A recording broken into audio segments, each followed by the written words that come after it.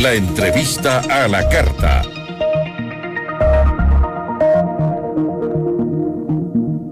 Para analizarlo está con nosotros Dolores Vintimilla, ella es abogada penalista. Doctora, gracias por acompañarnos. No, gracias a ti, Giselle, por la invitación. Siempre un honor y un gusto estar aquí. Empecemos hablando sobre qué implica, según el COIP, la acusación de delito de traición a la patria.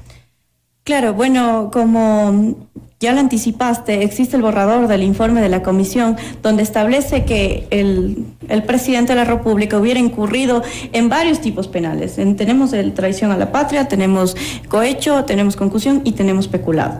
Antes de referirme a cada tipo penal, es importante establecer el tipo de autoría que dice el informe que cometió el presidente, la supuesta autoría, porque no es una acción netamente por la cual se le acusa, sino es una acción por omisión de la cual se le acusa al presidente. ¿Qué es lo que quiero decir?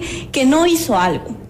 Que no es quien comete el delito, sino quien omite denunciarlo, más exactamente. O menos. O sea, el Código Orgánico Integral Penal sí prevé los delitos por omisión, pero voy a poner un ejemplo para que los radioescuchas entiendan de qué es un delito por omisión. Por ejemplo, cuando un médico no guarda el deber objetivo de cuidado para su paciente o omite algo, estaría cometiendo un delito por omisión. O aquel policía que vemos que omite realizar sus funciones como policía y no impide algún delito mayor. Eso sería una omisión. En este caso, se le acusa, básicamente, se le quiere acusar al presidente de la República por no hacer algo, por no controlar de cierta manera a los funcionarios o a sus colaboradores, o en este caso a su círculo íntimo, que no precisamente pertenece a la función pública.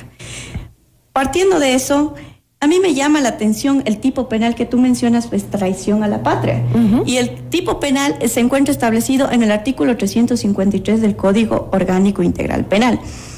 Si bien el juicio político no tiene que mezclarse con el tema penal porque es una censura netamente política y no desvirtúa el estado de inocencia en una causa penal, aquí establece que comete traición a la patria ¿quién? Y es importante ser textuales en ese sentido. ¿Quién ha hecho estas acciones? Desertar hacia las fuerzas del enemigo. Como numeral 1. Facilitar a las fuerzas del enemigo el ingreso a territorio nacional o naves o aeronaves ecuatorianas o aliadas. Efectuar acciones hostiles contra un país extranjero. Mantener negociaciones con otros estados. Rebelarse mientras el Estado ecuatoriano enfrenta conflictos armados internacionales. Entregar al enemigo territorio, plaza, puestos. Son, doctora, como 15 puntos. Yo estaba leyendo antes de que usted venga, estaba leyendo el mismo artículo.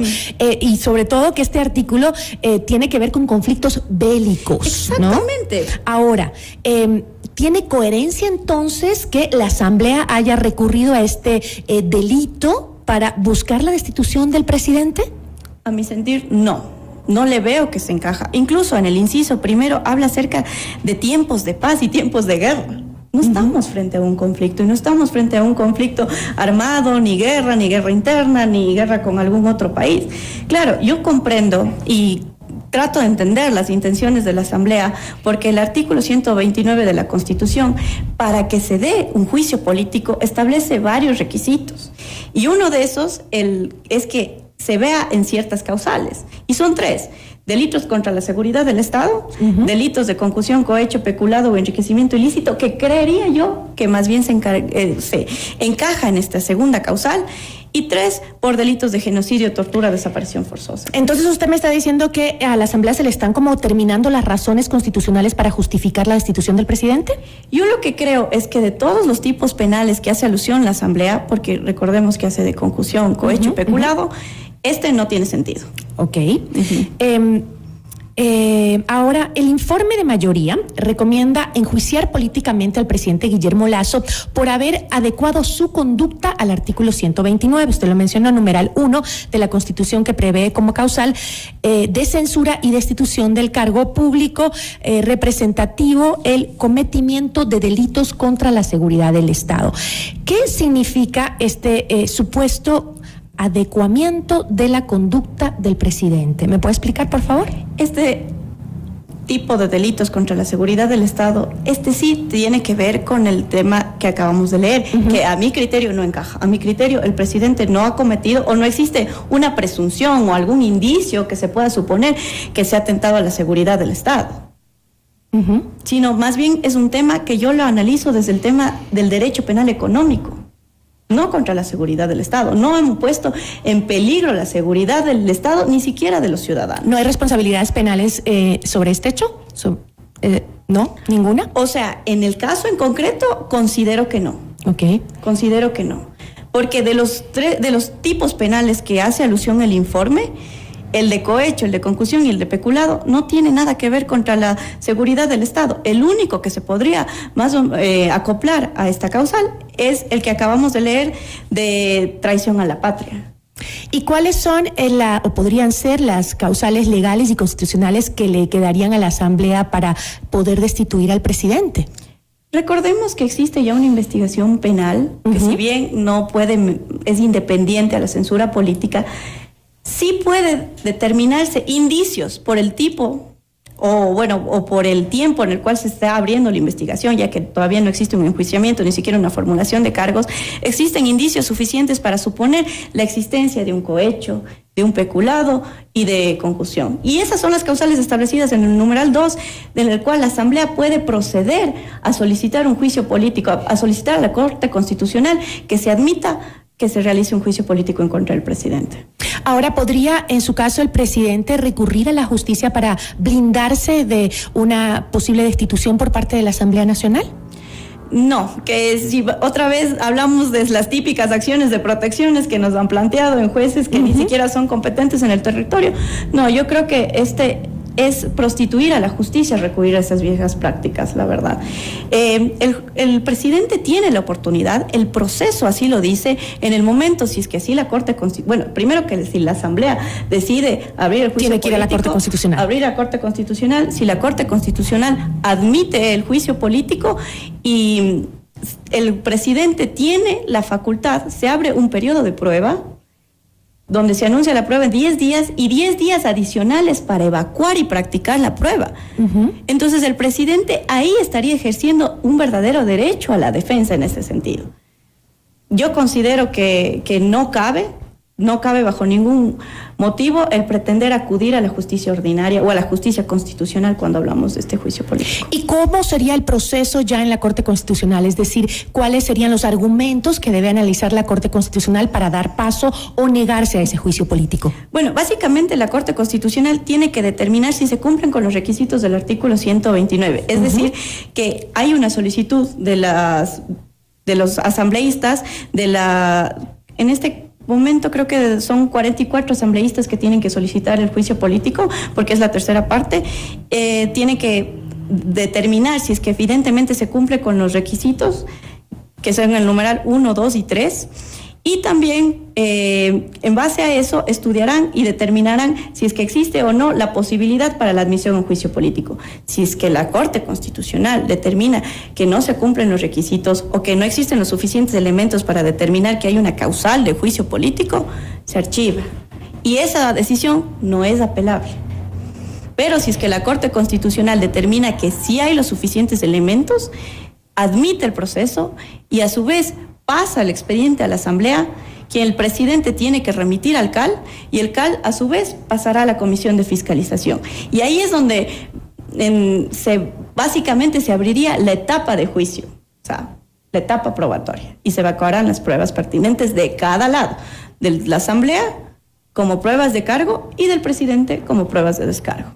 ¿Cuánto duraría ese proceso? Es decir, primero que pase a manos de la Corte Constitucional, que la Corte analice de su veredicto y en caso de que apruebe que pase un juicio político el presidente, ¿cuánto demoraría? Bueno, los tiempos son cortos.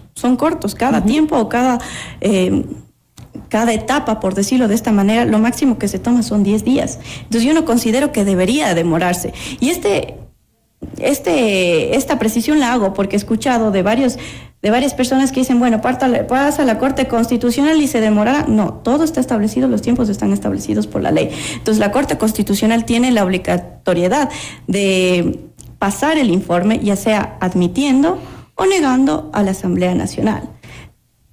Le hago la misma pregunta que le hice a Pedro Velasco, asambleísta por la bancada de Acuerdo Nacional, que estaba en entrevista antes que usted. Si es que la Asamblea lleva a juicio al presidente por las causales que se presentan, ¿estaría confirmándose que el gobierno tendría acercamientos con el narcotráfico o con la mafia albanesa? No, yo creo que no. Yo creo que recordemos que lo que se trata o lo que se estudia en un juicio político es una censura política, netamente. Cuando ya ves que el máximo representante del Estado ecuatoriano, en este caso el presidente de la República, no cumple con su deber político, pero sin embargo establece todavía la Constitución el estado de inocencia. ¿Y quién podría determinar específicamente esta situación? Considero que sería la justicia penal. Y ya lo hizo, y lo archivó el juicio. Claro. Tenemos todavía este proceso investigativo en manos de la Fiscalía. Veamos qué pasa con toda esta trama nueva de corrupción. Lo digo de ese modo porque no sé cómo referirme a todos estos hechos que han sido ventilados últimamente, pero sí considero que es en ese punto o esa materia la que debe determinar que no. Ahora, hablemos claramente. Ya queda la duda.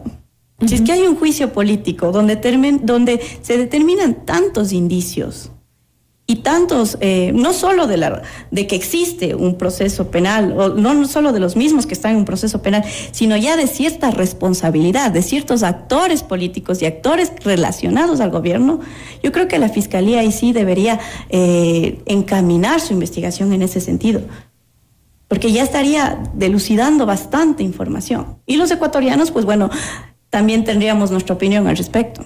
El asambleísta también mencionó que en este caso lo que está haciendo la Asamblea es no dándole su derecho a la inocencia, se estaría ya acusándolo de hechos sin que ni siquiera la justicia lo haya sancionado. No, yo no estoy de acuerdo en ese sentido. El principio constitucional de inocencia establecido en la Constitución está completamente intacto, y eso es bajo la arista del área penal. En el área penal incluso el castigo es diferente. ¿Cuál es el castigo por un juicio político? La censura y la destitución.